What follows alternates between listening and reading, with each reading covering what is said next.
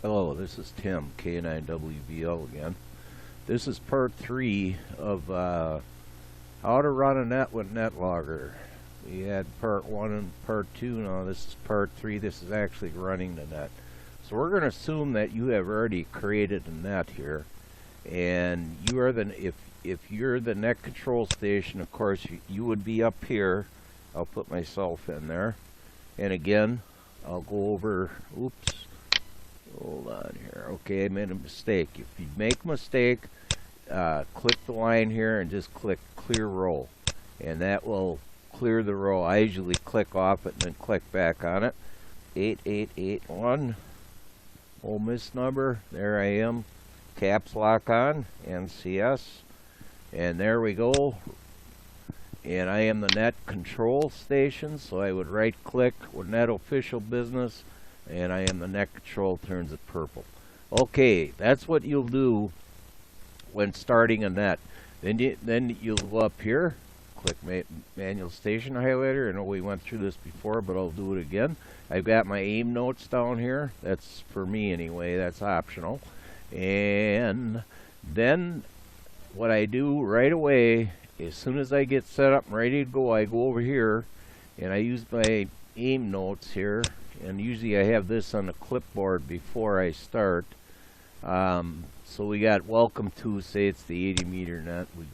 I put this on my clipboard. Like I said, I'm not a fast typer, so I do it this way. So I paste it in here. It might not work here because I can't send because I'm in standalone mode and I'm not hooked up live here. But I hit enter and it will show up here.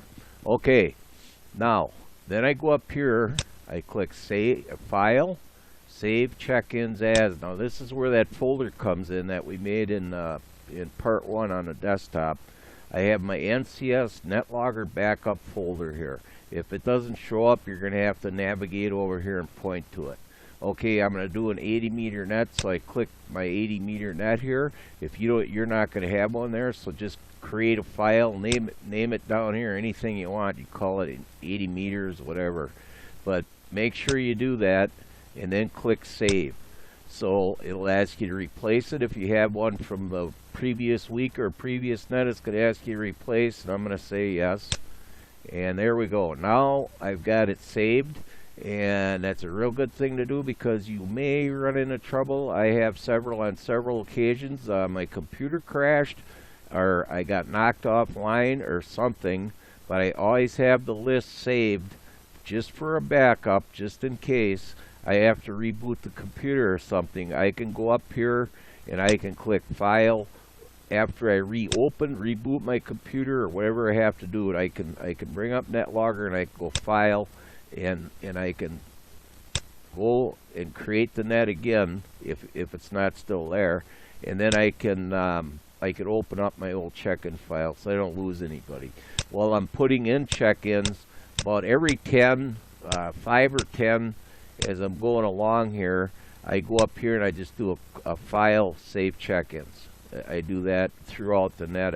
So I have a pretty current list of the check-ins. Very important to do, might come in handy someday, because if you lose that list, you're in trouble.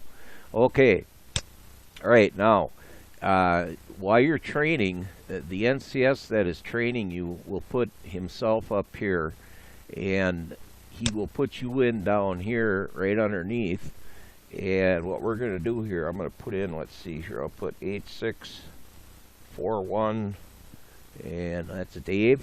That's the all-band coordinator. He doesn't need training, of course, but I'm just going to put him in there. Okay, and then he may put training or something in there. The net controller, your teacher there might put something in here to show that you're training. Then what he's going to do is he is going to click View Monitors, and again, I'm not live here, but if I were live, there would be all the call signs, everybody sitting there waiting to check into the net, and you would also be there because hopefully you would be checked in after your teacher, the net control, opens up the net. Your call sign would be over here, and what he'll do is just click the call sign, and then he'll click Promote Logger. Now when he does that, it takes a couple seconds, and a button up here will turn green. you want to click that green button. That gives you control of Netlogger. And what he's going to do is have you run Netlogger and take check-ins, and then he will also be able to control Netlogger and help you out. On your first training session, here's the actual, this is how it works here. On the first net, you'll be active in helping, the teacher will be active in helping you with check-ins, establishing good relays, etc. He might be helping you with checkouts and things like that. On the second training session, the trainer will allow you more freedom to pick relays and help out when needed. So you're gonna have a little more freewheeling there. He'll just jump in and give you some reminders. He'll also may post reminders over here on AIM, so keep an eye on AIM here. On the third net, he's gonna sit back and watch, and he's gonna keep notes on anything that needs to be adjusted, and you will be pretty much running the net by yourself. Okay, so what you want to watch here is AIM. You got to watch this, and you got to watch your list. You have to pay attention to both. And sometimes I do launch this monitor, and I watch over here to see who's on the list, who's lurking, and who's checked in.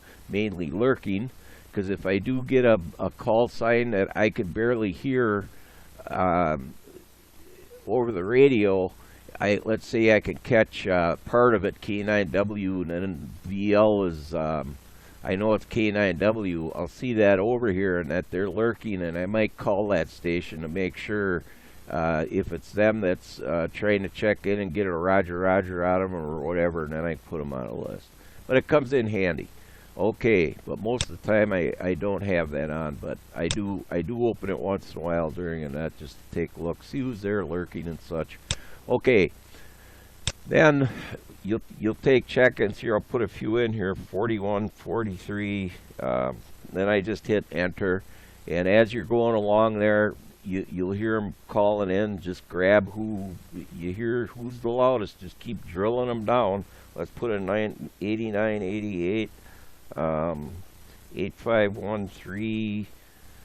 Okay, I'm kind of holding the mic here, so if I'm a little slow. 8016. We'll just get a few in here. 6544. 6544. Okay, we got a few in there. So now let's say WM5L checks in here.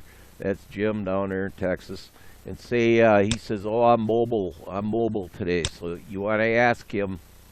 You put in here, you type mobile, and you want to ask him if he's where he is, if he's mobile in his home state, and if not, you change the state here. Say he's mobile in New Jersey. You just double click and put New Jersey in there, and say he's in a certain county. You ask him what county he's in. You change the county over here. But you want to do that. A QRP station, let's say Don here is checked in California, he's QRP. You put QRP and then whatever watts, you say he's 10 watts. So you put that information under the remarks column. Okay, so taking check-ins is at first a little bit overwhelming, but after you get used to what's going on, you'll get better and better. It's just something you got to do. You know, after about 4 or 5 nets, it gets easier.